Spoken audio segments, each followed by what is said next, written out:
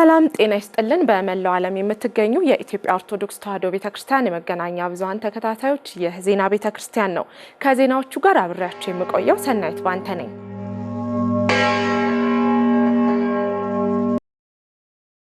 ብፁዕ ወቅዱስ አቡነ ማትያስ ቀዳማዊ ፓትርያርክ ርዕሰ ሊቃነ ጳጳሳት ዘኢትዮጵያ ሊቀ ጳጳስ ዘአክሱም ወዕጨጌ ዘመንበረ ተክለ ሃይማኖት ሁሉንም ችግሮቻችንን በሰላምና ሰላም ብቻ ለመፍታት ተባበሩ ሲሉ ጥሪ ያቀረቡ።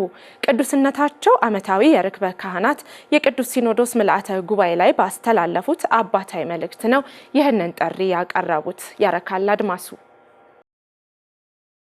ቅዱስነታቸው ዓመታዊውን የርክበ ካህናት ቅዱስ ሲኖዶስ ምልአተ ጉባኤ መክፈቻ ላይ ባስተላለፉት አባታዊ መልእክት ህዝቡን ወደ አንድነት፣ ወደ ፍቅር፣ ወደ ሰላም፣ ወደ ዘላቂ የጋራ ጥቅምና ወደ ፈሪሃ እግዚአብሔር ማምጣት የጉባኤው አብይ ተግባር ሊሆን ይገባል ብለዋል።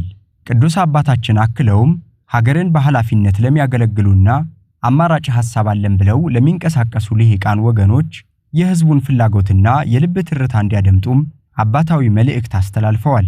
ሁላችሁም እግዚአብሔርን ከሚያውቅ ከሚያመልክና ከሚፈራ ህዝብ የተገኛችሁ ናችሁና በልባችሁ እግዚአብሔርን ፍሩ፣ ድምጹንም ስሙ፣ የሱ በሆኑ ፍጡራንም አትጨክኑ። ሰውን መያዝ የሚቻለው ህሊናን በመርታት እንጂ በሌላ አይደለምና ነው። የህዝቡን ፍላጎትና የልብ ትርታ በሚገባ አዳምጡ።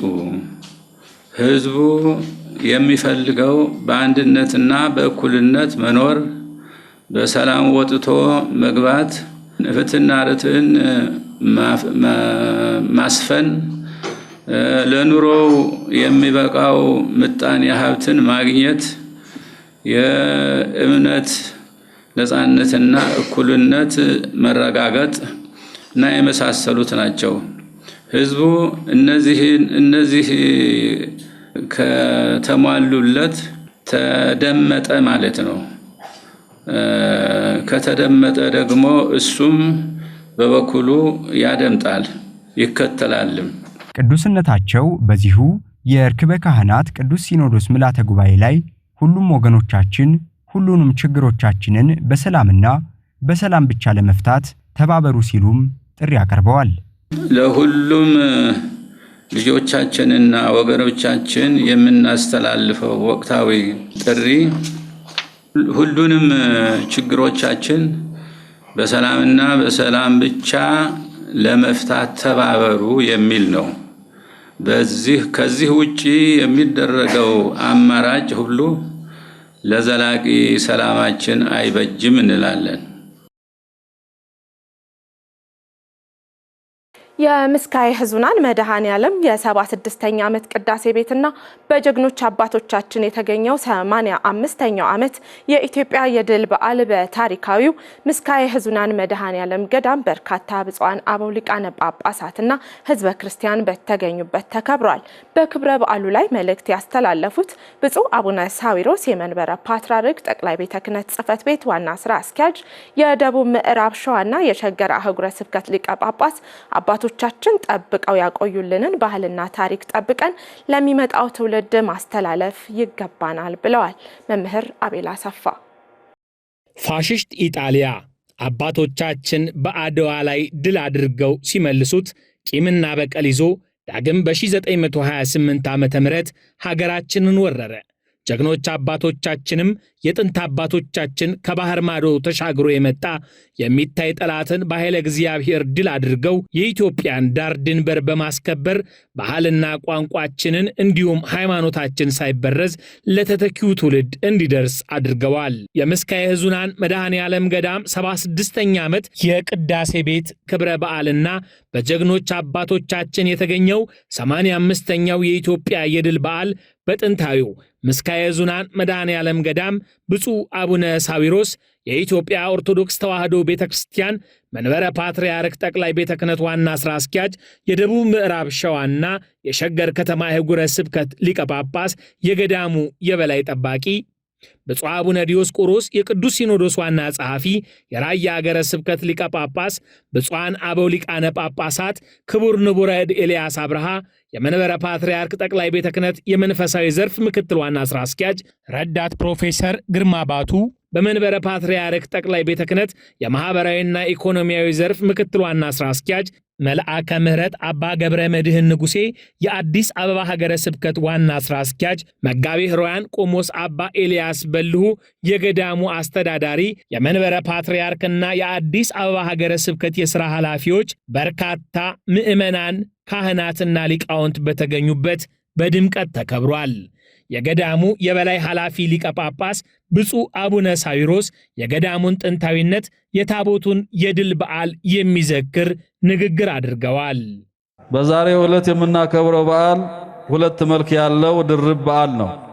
አንደኛው በዚህ ታላቅ ገዳም የጌታችንና የአምላካችን መድኃኔ ዓለምን ታቦተ ሕግ ከመንበረ ክብሩ አውጥተን ቅዳሴ ቤቱን በማሰብ የምናከብረው በዓል ሲሆን ሁለተኛው በኢትዮጵያውያን ካህናት ምዕመናንና በግርማዊ ቀዳማዊ ኃይለ ሥላሴ ንጉሠ ነገሥት ዘኢትዮጵያ ጸሎት እንዲሁም በኢትዮጵያውያን አርበኞች ተጋድሎ የተገኘው የድል በዓል ነው። ይህ የኢትዮጵያውያን ድል ይገኝ ዘንድ ጀግኖች አባቶቻችንን የረዳ የምስካየ ኅዙናን መድኃኔ ዓለም ታቦት በዳግማዊ አጼ ምኒልክና በእቴጌ ጣይቱ መልካም ፈቃድ በመምህር ፈቃደ እግዚእ አጓጓዥነት በ1895 ዓመተ ምህረት ከኢትዮጵያ ወደ ኢየሩሳሌም ሄደ። ከዚያም በቅድስት ሀገር ኢየሩሳሌም ላሉ ኢትዮጵያውያን ምዕመናን በዴር ሱልጣን ገዳም አገልግሎት መስጠት ጀመረ። የመድኃኔ ዓለም ታቦት አገልግሎት መስጠት የጀመረው ወደ ኢየሩሳሌም በሄደበት በ1895 ዓመተ ምህረት ሲሆን ታቦተ ሕጉ እስከ ዛሬ ድረስ የምዕመናን ልመናና ጸሎት በመስማት ያዘኑትን በማጽናናት የተቸገሩትን በመርዳት መጠጊያ ለሌላቸው መጠጊያ በመሆን ለ123 ዓመታት አገልግሎቱን በመስጠት ላይ ይገኛል። የምስካየ ኅዙናን መድኃኔ ዓለም ገዳም ጽላት በግርማዊ ቀዳማዊ አጼ ኃይለ ሥላሴ ጠያቂነት ከኢየሩሳሌም ግርማዊነታቸው በወቅቱ በስደት ወደ ነበሩበት ወደ እንግሊዝ በመሄድ የእንግሊዝ መንግሥት በሰጣቸው ባት በሚባል የአምልኮ ስፍራ ሚያዝያ 27 ቀን 1929 ዓመተ ምህረት ከኢየሩሳሌም በሄዱ መነኮሳትና ከጃንሆይ ጋር በነበሩ የቤተ ክርስቲያኒቱ ሊቃውንት ጃንሆይና መላው ቤተሰባቸው ስለ ሀገራቸው ስለ ኢትዮጵያ ሱባኤ ይዘው የመድኃኔ ዓለምን ታቦት በመማፀን በጸሎት ይተጉበት እንደነበር ብፁዕ አቡነ ሳዊሮስ ታሪክ ጠቅሰው አስታውሰዋል። ግርማዊ ጃንሆይም ከመላው ቤተሰቦቻቸው ጋር ስለ ሀገራቸውና ስለ ኢትዮጵያውያን ሱባኤ ይዘው መድኃኔ ዓለምን መማፀን ጀመሩ። በወቅቱ ከሚጸልዩት ጸሎት መካከልም ሐዋርያው ቅዱስ ጳውሎስ ለሮሜ ሰዎች ምዕራፍ 8 ቁጥር 35 በጻፈው መልእክቱ የሚገኘውን ኃይለ ቃል በመጠቀም ነበር። ቃሉም ከክርስቶስ ፍቅር ማን ይለየናል? መከራ ወይስ ስደት ወይስ ረሃብ ወይስ መራቆት ወይስ ፍርሃት ወይስ ሰይፍ ነውን? የሚል ሲሆን ከሚዘምሩት መዝሙሮች መካከልም ኢትዮጵያ ሆይ ብረሳሽ ቀኜ ትርሳኝ የሚል ይገኝበታል። ይህ ኃይለ ቃልና መዝሙር እስከ ዛሬ ድረስ በገዳማችን በምስካየ ኅዙናን መድኃኔ ዓለም ገዳም የሰርክ ጸሎት እየተጸለየ ይገኛል። ታቦተ መድኃኔ ዓለም ከ4 ዓመታት በኋላ በ1933 ዓመተ ምህረት የቅድስት ቤተ ክርስቲያናችን የግርማዊነታቸውና የኢትዮጵያን ጸሎት ሰምቶ በመድኃኔ ዓለም ተራዳይነት ጀግኖች ኢትዮጵያውያን አባቶቻችን ጣሊያንን ድል አድርገው ወደ አገራቸው ይዘውት መመለሱ በታሪኩ ተገልጿል። ታቦቱ ያለበት ሕንፃ ቤተ መቅደስ በ1942 ሚያዝያ 27 ተጠናቆ ታቦተ ሕጉ ወደ መቅደሱ በሚገባበት ወቅት ግርማዊነታቸው ምስካየ ኅዙናን የሚል ስያሜ እንደሰጡትና ቅዳሴ ቤቱም ዘንድሮ ለ76ኛ ጊዜ በድምቀት መከበሩን ብፁዕ አቡነ ሳዊሮስ ገልጸዋል። ብፁዕ አቡነ ሳዊሮስ በአሁኑ ሰዓት ገዳሙን በበላይነት በመምራት ላይ የሚገኘው የምስካየ ኅዙናን መድኃኔ ዓለም ገዳም አስተዳደር ቦርድ ቀደምት አባቶቻችን በገዳሙ ያስቀመጡትን ሥርዓት በማስጠበቅ በሁሉም መንፈሳዊና ማኅበራዊ አገልግሎት ዘርፎች ምዕመናን በባለቤትነት ይገለገሉ ዘንድ ጥብቅ ክትትል እያደረገ እንደሚገኝ ገልጸዋል። የምስካየ ኅዙናን መድኃኔ ዓለም ገዳም የመንፈሳዊና የዓለማዊ ትምህርትን በሚያከናውንባቸው ተቋማት ውስጥ የገዳሙ አስተዳደር ቦርድ በሚሰጠው መመሪያ መሰረት በመንፈሳዊና በዓለማዊ ትምህርት ለሀገር የሚጠቅሙ ትውልድን እያፈራ ይገኛል። ብፁዕነታቸው የምስካየ ኅዙናን መድኃኔ ዓለም ገዳም በመንፈሳዊ ዘርፍም የንባብ፣ የቅዳሴ፣ የቅኔ፣ የመጻሕፍተ ሐዲሳት፣ የመጻሕፍተ ብሉያት ተማሪዎችን እያስተማረና ለመምህርነት እያበቃ ለቤተ ክርስቲያን ተተኪ መምህራንን በማፍራት ላይ እንደሚገኝ ገልጸዋል። ገዳሙ በመንፈሳዊው የትምህርት ዘርፍ የንባብ፣ የቅዳሴ፣ የቅኔ፣ የመጻሕፍተ ሐዲሳት፣ ብሉያት ተማሪዎችን እያስተማረና ለመምህርነት እያበቃ ለቤተ ክርስቲያን ተተኪ መምህራንን በማፍራት ላይ ይገኛል። ብፁዕነታቸው በገዳሙ ተሰርተው በአገልግሎት ላይ የዋሉ የልማት ተቋማት የሆኑትን ባለ 7 ፎቅ ሕንፃ፣ መካከለኛ ክሊኒክና ሌሎች ድርጅቶችንም ለማህበረሰቡ አገልግሎት በማዋል አስፈላጊው አገልግሎት እንዲሰጡ እየተደረገ ሲሆን በአዲሱ ፕሮጀክትም ከመሬት ስር ባለ 2 ወለል ከመሬት በላይ ባለ 11 ወለል ግዙፍ ሕንፃ በማስገንባት ዛሬ የ4ኛው ወለል ሙሌት መጠናቀቁን በመግለጽ ምዕመናን ገዳሙን በተቻላቸው ሁሉ እንዲያግዙ ጠይቀዋል። ለገዳሙና ለኢትዮጵያ ኦርቶዶክስ ተዋሕዶ ሃይማኖት ተከታዮች ርስት የሚሆን ከመሬት ስር ባለ 2 ወለል ከመሬት በላይ ደግሞ ባለ 11 ወለል ግዙፍ ሕንፃ በማስገንባት ላይ ይገኛል። ይህን ግዙፍ ሕንፃ ለማስገንባት የሚያስፈልገው የገንዘብ መጠን ከ800 ሚሊዮን ብር በላይ እንደሚፈጅ ባለሙያዎች ገልጠውልናል። ይህ ታሪካዊ ገዳም እያስገነባ ያለው ግዙፍ ሕንፃ ተጠናቆ አገልግሎት መስጠት የሚችለው በሁላችንም ድጋፍ ነውና ሕንፃው እስኪጠናቀቅ ድረስ ገንዘብ ያላችሁ በገንዘብ፣ ጉልበት ያላችሁ በጉልበት፣ ሐሳብ ያላችሁ በሐሳብ ድጋፋችሁን እንድታደርጉልን በመድኃኔ ዓለም ስም አሳስባችኋለሁ።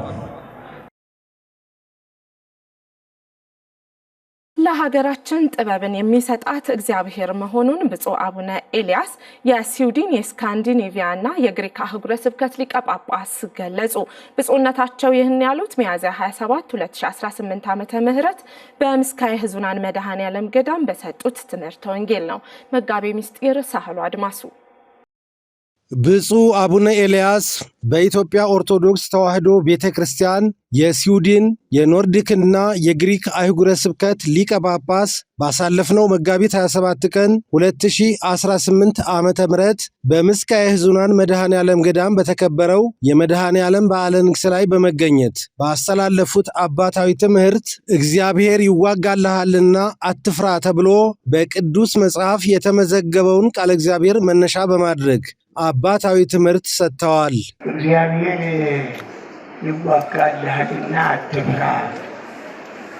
በዚያ በሐዋርያት ዘመን ለሐዋርያት ያስተላለፈው ቃልና ትምህርት ነው።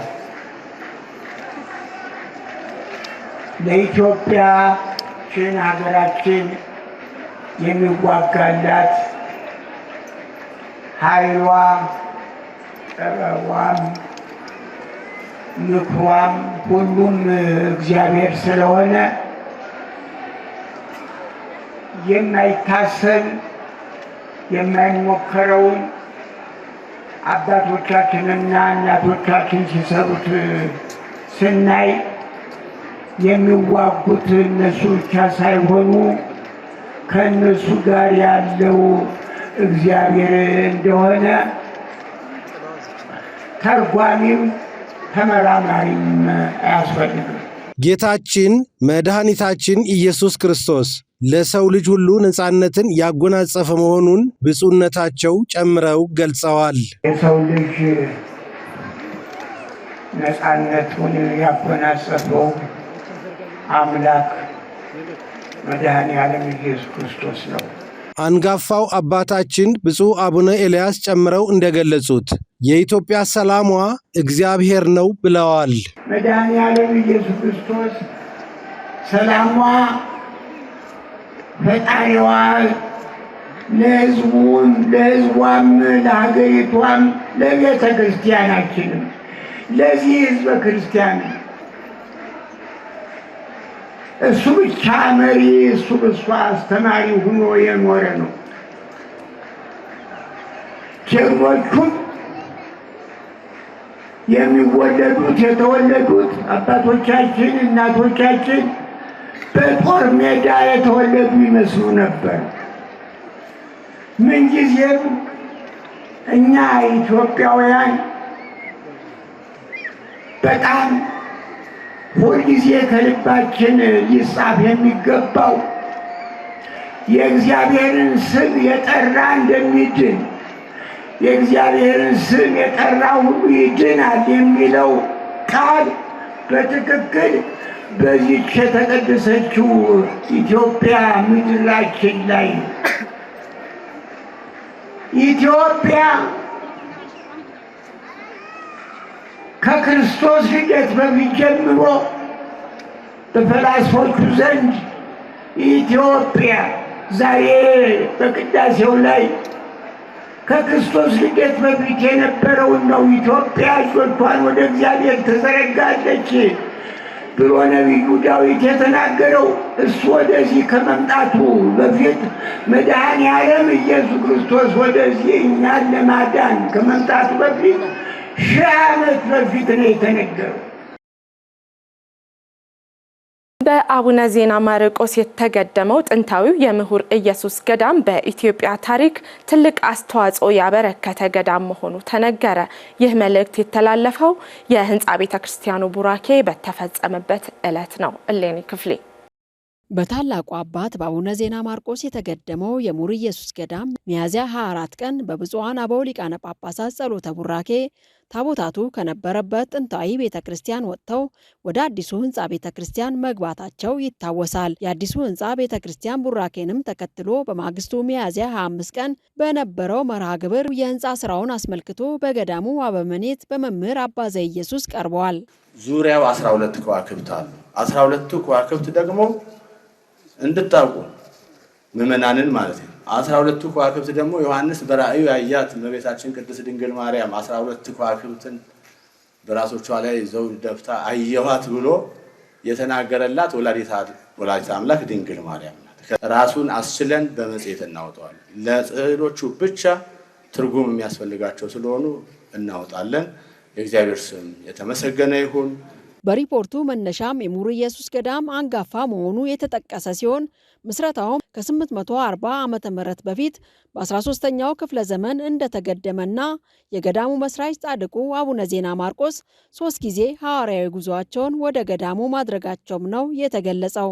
3 ጊዜ ለሐዋርያዊ ተልእኮ እንደመጡ ገድላቸው ይናገራል። የጉራጌ ሕዝብ ይኖርበት የነበረው አካባቢ እግዚአብሔርን የሚያመልክ የነበር ቢሆንም በኋላ ግን ወደ ባዕድ አምልኮ ተሻግሮ ነበር ብለዋል። በተተኪ መምህራን እጥረት፣ በአገልጋዮች እጥረት ጻድቁ በመጡበት ወቅት ሰዎች ከእግዚአብሔርን ከማምለክ ወደ ባዕድ አምልኮ ገብተው እንደነበረ የጻድቁ ገድል ይነግረናል። ይሁንና ጻድቁ ህዝቡን አስተምረው ወደ እግዚአብሔር መመለሳቸው ተወስቷል። ጻድቁ ለሁለተኛ ዙር ሲመጡም 156 አብያተ ክርስቲያናትን በአካባቢው ማሰራታቸው የተገለጸ ሲሆን ከገዳሙ ታሪክ ጋር ተያይዞም ጻድቁ በዘመናቸው የሰሩት ዘርፈ ብዙ ገድልና ታሪካቸውም ተነስቷል። የግብፁ ሊቀ ጳጳስ ይዘው መጥተው ገዳሙን ያኔ ነው ያስገደሙት። ገዳሙ አስገደሙ። በዚሁ አማካኝነት 156 ታቦታትን ባርከው በምሁር አካባቢ አብያተ ክርስቲያናትን አስተክለዋል ጻድቁ አባታችን አቡነ ዜና ማርቆስ። ይሄ እንግዲህ ሁለተኛው ሐዋርያዊ ጉዟቸው ነው። በዘመኑም ገዳሙ በንቡረድ ይተዳደር እንደነበር የተጠቀሰ ሲሆን እንደ አክሱምና ጎንደር የትምህርት ተቋም ሆኖ ለዘመናት የቆየ መሆኑም ተነስቷል። ቦታው በጻድቁ ጊዜ ይተዳደር የነበረው በንቡረ እድ ነው። በዚህ ስያሜ ነው። ይሄ ጻድቁ አባታችን አቡነ ዜና ማርቆስ ገድል ላይ የምናገኘው እና ምሁር ከዛ ሲጀምሮ የትምህርት ማዕከል ሆኖ በዚህ በደቡቡ እንደ ጎንደር፣ እንደ ጎጃም፣ እንደ ወሎ፣ እንደ ሌሎቹም እንደ አክሱም የትምህርት ማዕከል ሆኖ ቆይቷል። ብዙ ሊቃውንትን አፍርቷል።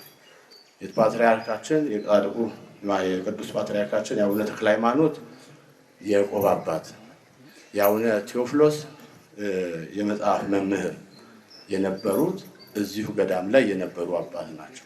ትልልቅ አባቶችን ያፈራ ትልልቅ አባቶች የነበሩበት ገዳም ነው። በዘመናት ሂደት በዋናነት ከመሬት ላራሹ ጀምሮ ገዳሙ እየተዳከመ መምጣቱም ነው የተገለጸው። ከ1988 ጀምሮ በብፁዕ አቡነ መልከጼዴቅ ካላይ ከፍተኛ ጥረት ገዳሙ ዳግም ማንሰራራት መጀመሩን ጠቁመዋል። የአዲሱ ህንፃ ቤተክርስቲያን ስራም 17 ዓመታት መፍጀቱ በሪፖርቱ የተጠቀሰ ሲሆን ይህም ስራ የተጀመረው በብፁዕ አቡነ መልከጼዴቅ ካላይ በ2000 ሲሆን በ2002 ብፁዕነታቸው ማረፋቸው ተገልጿል። ገዳማችን ብፁዕ አቡነ መልከጼዴቅን ሲያጣ ትልቅ ድንጋጤ ነው የነበረብን። ለምን ሙሉ ኃይላቸውን አሟጣው ልክ እንደ ብፁዕ አቡነ ጎርጎርዮስ ካላይ ትልቁ አባታችን እንደሳቸው ትኩረታቸው ትምህርትና ትምህርት ላይ ነበር። ብፁዕ አቡነ መልከጼዴቅ ካላይ በወቅቱ በወልቂጤ፣ በአዲስ አበባ፣ በሰበታም የጀመሯቸው ትምህርት ቤትና የህንፃ ስራ የነበር በመሆኑ ከጀመሯቸው የልማት ስራዎች ጋር ጎን ለጎን የህንፃ ቤተክርስቲያኑም ለፍጻሜ መብቃቱ ነው የተገለጸው።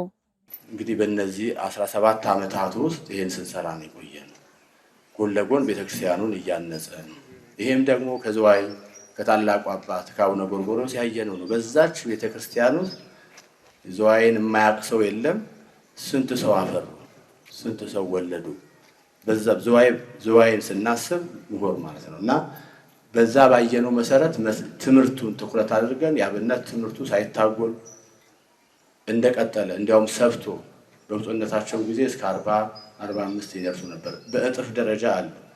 እንደገና አብነት ትምህርት ቤቱ ይሄ እያለ ሌላ ቦታ ደግሞ ተቀብለን ሁለተኛ ቅርንጫፍ እዚሁ ከወረዳው ከፍ ብሎ ሌላ አንድ አብነት ትምህርት ቤት አቋቁመናል እና በዚህ ደረጃ ላይ ነው የቆየው ህንፃ ቤተክርስቲያኑ። ለምን ቆየ ይህን ያህል ጊዜ ሲባል መጀመሪያ ሰው መስራት፣ መጀመሪያ ሰው ማፍራት፣ ቀጥሎ ደግሞ ወደ ህንፃው የሚያመልከው ሰው የፈራው ሰው ህንፃውን ይሰራል በሚለው 17 ዓመት ፈጀ። በበዓሉ ላይ የተገኙት ብፁዕ አቡነ ሉቃስ የእንድብር ካቶሊካዊት ቤተክርስቲያን ጳጳስ ለካህናት የቅዳሴ አልባሳትን በስጦታ መልክ አበርክተዋል። በበዓሉ ላይ ከአዲስ አበባና ከወረዳው የመጡ በርካታ ምዕመናን፣ የሙር አክሊል ወረዳ አስተዳደር አቶ ብስራት ገብሩና ሌሎችም የመንግስት ኃላፊዎች ተገኝተዋል። በጉራጌ ዞን አስተዳደር እና በወልቂጤ ከተማ ከንቲባ ለብፁዓን አበው ሊቃነ ጳጳሳት አቀባበል ተደረገ። እሌኒ ክፍሌ ሚያዝያ 24 ቀን ለህንፃ ቤተክርስቲያን ቡራኬ ክብረ በዓል ወደ ጥንታዊው ሙር ኢየሱስ ገዳም ሲያቀኑ ለነበሩ ብፁዓን አበው ሊቃነ ጳጳሳት በጉራጌ ዞን ርዕሰ ከተማ በወልቂጤ አቀባበል ተደርጎላቸዋል። አቀባበሉ በዞኑ ኃላፊና በከተማው መስተዳድር እንዲሁም በከተማው ነዋሪዎች የተደረገ አቀባበል መሆኑም ነው በዕለቱ የተገለጸው። በዕለቱ የዞኑ የመንግስት ኃላፊዎችና የሀገረ ስብከቱ ሊቀ ጳጳስ ብፁዕ አቡነ መልከጼዴቅ ለብፁዓን አበው ሊቃነ ጳጳሳት እንኳን በሰላም መጣችሁ አቀባበል ያደረጉ ሲሆን ለጉራጌ ዞን አስተዳደርና ለከተማው መስተዳድር ለብፁዓን አበው ሊቃነ ጳጳሳት ላደረጉት አቀባበልም አመስግነዋል። ብፁዕነታቸው ለዞኑ አስተዳደር ለአቶ ላጫ ጋሩማና ለከተማው ከንቲባ ለአቶ ሙራድ ከድር በዕለቱ ባደረጉት ንግግር መሰል መርሃ ግብራት ከዚህ ቀደም ያልነበረ ቢሆንም በጎ ባህል እንደመሆኑ ቢቀጥል ሲሉም የድሬዳዋን ከንቲባ ክቡር አቶ ከድር ጁሃርን በምሳሌነትም ጠቅሰዋል። በዕለቱም ከዞኑ መስተዳድር ከአቶ ላጫ ጋሩማና ከከተማው ከንቲባ ከአቶ ሙራድ ከድር ለብፁዓን አበው ሊቃነ ጳጳሳትና ለሀገረ ስብከቱ ሊቀ ጳጳስ ለብፁዕ አቡነ መልከጼዴቅ ስጦታ ተበርክቶላቸዋል። የጉራጌ ሕዝብ ለሁሉ ምሳሌ የሚሆን የሥራ ባህል ያለው ለፍቶ አዳሪ መሆኑን ደግሞ የጠቀሱት ብፁዕ አቡነ ማርቆስ የስብከተ ወንጌልና ሐዋርያዊ ተልእኮ መምሪያ ኃላፊ ሊቀ ጳጳስ ሲሆኑ በዕለቱ ለተደረገው አቀባበልም የትላንት ታሪካችንን የሚያስታውስ በጎ ባህል ነው ሲሉም አወድሰዋል። ብፁዕነታቸው ልማት አስፈላጊ ቢሆንም ፍቅር ከዚህ ሁሉ ይቀድማል ያሉ ሲሆን የተለያየ ሃይማኖት ቢኖረንም ለሰው ልጅ ክብር ከሁሉ ይቀድማል፣ መሰረታዊ ነገርም ነው ያሉት። ትላንት የነበረውን በጎ ባህልም ያስታወሱት ብፁዕነታቸው መሰል መርሃ ግብራት ቢቀጥሉ ሲሉም አመስግነዋል። በመጨረሻ መርሃ ግብሩ በብፁዕነታቸው ጸሎተ ቡራኬ ተጠናቆ ብፁዓን አበው ሊቃነ ጳጳሳቱ ወደ መንበረ ጵጵስናም አቅንተዋል። ውድ ቤተሰቦቻችን ለሰዓቱ ያዘጋጀናቸው ዜናዎች እስካሁኖቹ ነበሩ። ቀሪ የኢትዮጵያ ኦርቶዶክስ ተዋሕዶ ቤተክርስቲያን የመገናኛ ብዙሃን መርሃ ግብራት የሚቀጥሉ ይሆናል። ሰላም።